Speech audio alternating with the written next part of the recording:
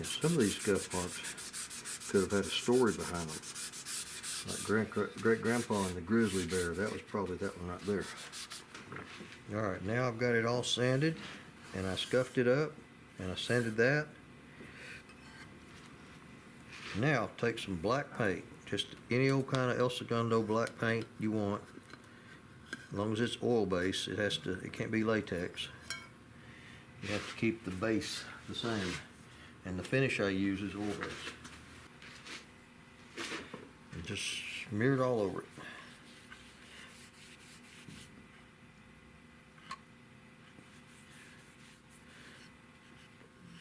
And a little bit of that butt pad, that butt area shows past the pad. It's just very, very slight.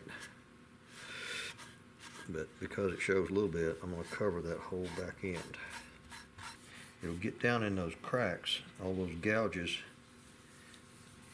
and it'll highlight them, and they will look like, this will look like years of old oil and years of maybe sitting out overnight propped up against a tree. And when you rub this black paint off, the brown of the walnut shows through, and it comes out about the color of this forearm, which is a very dark brown, blackish brown kind of a color. It's not the reddish brown of modern new walnut. It's not that color at all. It's the color of really old oil stained walnut, and that's what I'm going for. I may not even put any stain on this. This may be the right color by itself. Maybe. We'll know here in a few minutes. Now, wipe it off. And if it doesn't all come off enough, you can take a little paint thinner and put it on your rag, and it'll cut it off even more. But we'll know when I wipe it off dry if it's the right color, and if it is, then we're good, and if it's not, then I'll lighten it up a little bit with some paint thinner. It's a little bit, I took so long getting it in all those little grooves on the front that it's kind of dried a little bit more than I wish it had, but it's getting there. Getting there a lot. I'll probably end up putting a little tiny bit of a reddish brown stain on it because it needs to be a little bit browner than, it's a little bit too black right now compared to this. But the finish also might bring it out and make it brown. It's looking pretty close. Looking very close.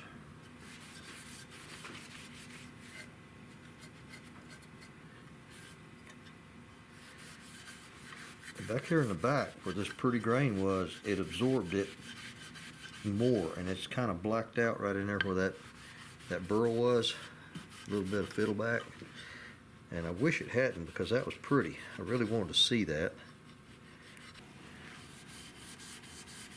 This is the first sanding, scuffing after the first coat, and the reason that I use gray Scotch-Brite instead of steel wool is steel wool leaves little hairs and they get stuck everywhere, and trying to get them out is not easy, and you end up missing one and your finish gathers up around that hair. Another thing about steel wool is from the factory it comes with a coating of oil so it doesn't rust when it's in the bag and in the warehouse and on the store shelves, and so it has oil in it, and oil is counterproductive to your finish. It messes with your finish. Now this is a rubbed finish, which oil wouldn't have quite the effect on as of a sprayed finish. A rubbed finish, the oil kind of merges with the finish because the finish is an oil base. But this doesn't leave any hairs, doesn't have the oil. And trying to use sandpaper, no matter how fine, on your first coat or two, it tends to, the sandpaper 400, 600, it tends to gum up, and this just doesn't do that. An old gunsmith mechanic friend of mine who's passed away now taught me about that gray Scotch-Brite years ago. Well, it's not super slick because it's the first coat, and that is Scotch-Brite and not sandpaper, but it's what I need for right now.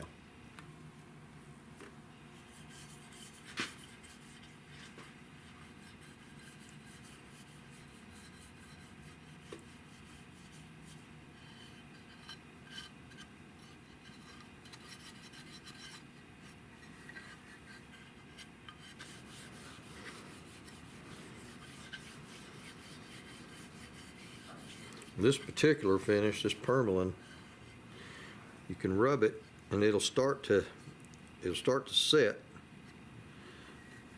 and it'll get a little bit tacky, and then at that point, and it's hard to describe when you do what, but this stuff, when it starts to tack out, which is just a couple minutes of rubbing, I don't know if it's heat or if it's drying, the finish is flashing off. I don't know what it is, but when it starts to get tacky, you want to swipe this with the back end of your hand right there.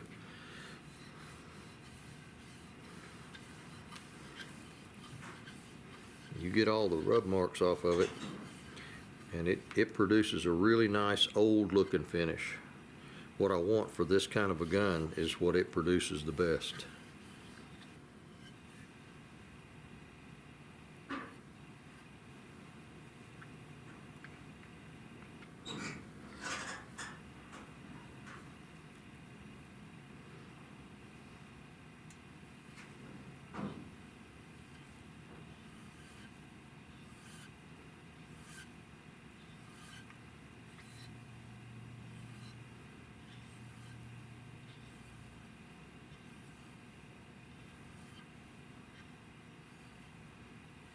I've got the grain filled about as much as this is.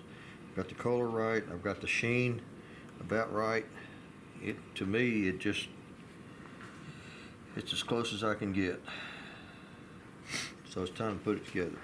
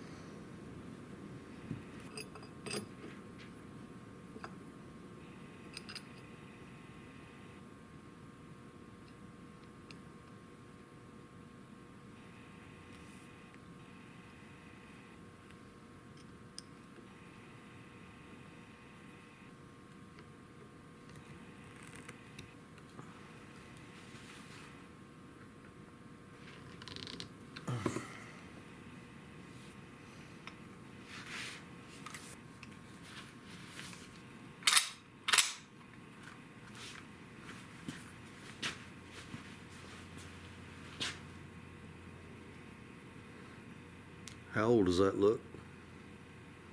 If you just had to guess.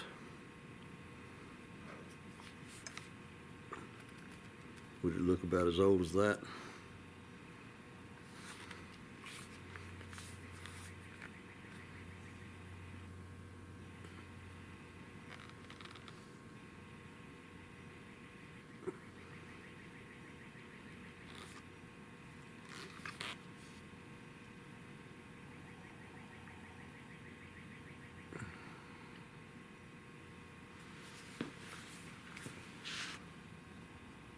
Thank you for watching. Have a good day. Tell your friends, and if they like it, subscribe. Well, thanks for choosing to spend your time here with me today. I hope you've enjoyed this program. I'll try to post a new segment each weekend. In addition, if you'd like to read about a stock that I made and then it took a 20-foot free fall, click on the link at the bottom of this page. It's called The Broken Gun. It's a story I wrote a few years ago about my two boys. Sometimes life's hard and things get broken. Now and then we get a chance to fix them. I'm so grateful for the opportunity I had to repair this broken stock. It led to a restoration that I never could have imagined. As always, if you like this video, please click the like button and share this with your friends. Have a great day.